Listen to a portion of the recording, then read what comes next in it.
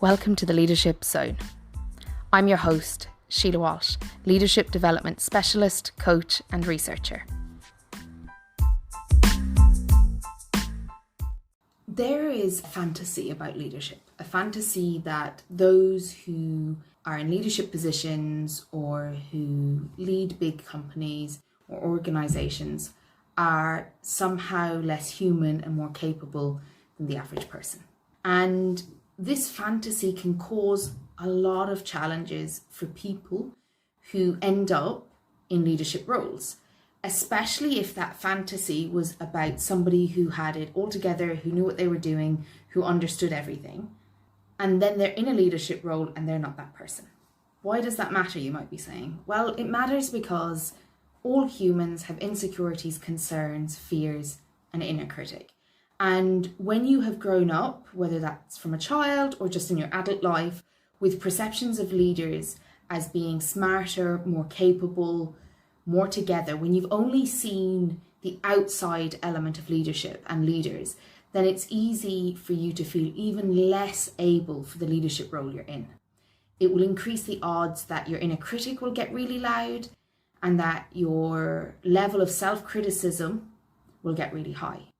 So some of this will come from just simply that you might be really hyper self-critical.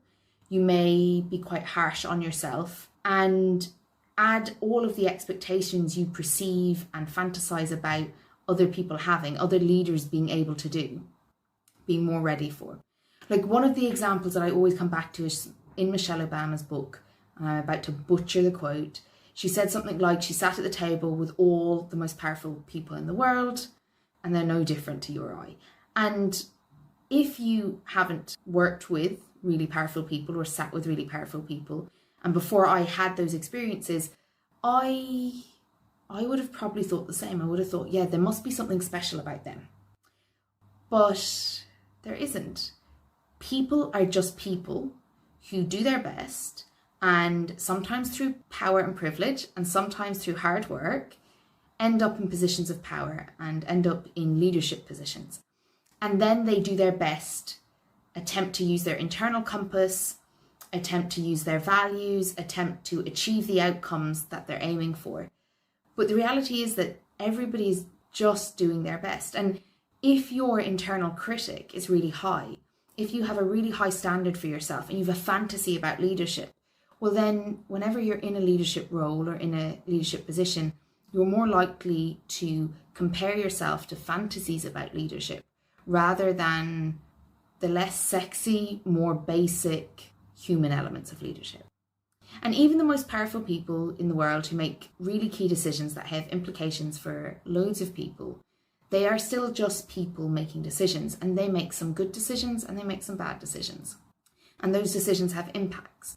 And what I find is that leaders who are really hyper self-critical or have a real leaning towards being self-critical rather than kind of more of a balanced view, which is reviewing one's own capacities and skills, and then also equally being able to understand that you've done a good job even if it's not perfect, but also have realistic expectations. Without realistic expectations in your leadership work, you're likely to be very hard on yourself, to be overcritical, to be more anxious, more stressed, less available for learning and for new data and new information, and more caught up in your own self-esteem challenges.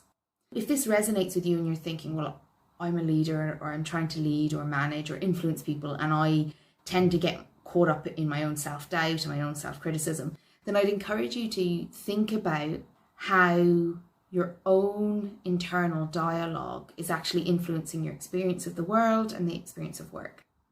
And a couple of things you can do. You can come for leadership coaching.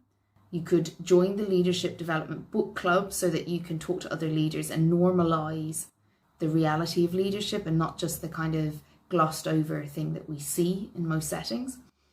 You can think about joining communities. You can think about joining a program in a university.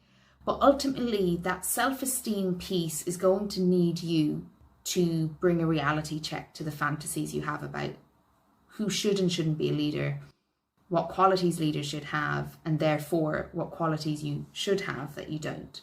And so understanding that internal criticism is often mixed with the fantasy of leaders that we have. And it's just really important to understand how that may set you up to fail, and it may set you up not to be the most effective leader you can be. If you have any questions, you can pop me an email or contact me on any of the social media platforms. The details are below, as well as a link to the coaching opportunities, a link to the book club, and other alternative options that you have. I look forward to hearing from you. Thank you for listening to the Leadership Zone.